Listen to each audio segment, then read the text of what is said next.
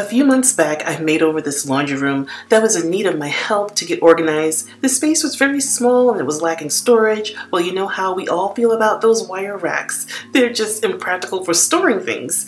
Well, that was the before. And here's the after. Light, bright, and inviting. Everything is organized and everything's in its place. Let me show you how we got here. We started by removing the wire rack and gave the walls a fresh coat of paint, and of course installing upper cabinets that were a little over $120 each. We added 2 floating shelves for extra storage or decor items.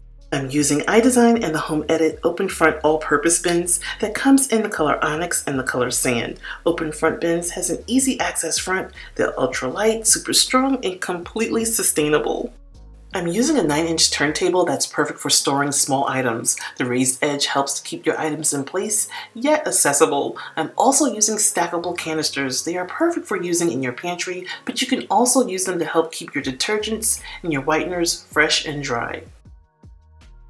If your mops and brooms are resting in the corner, get them off the floor with this 5-hook wall mount rack to keep them organized and off the floor. IDesign carries them in a 3-hook rack as well, and other colors.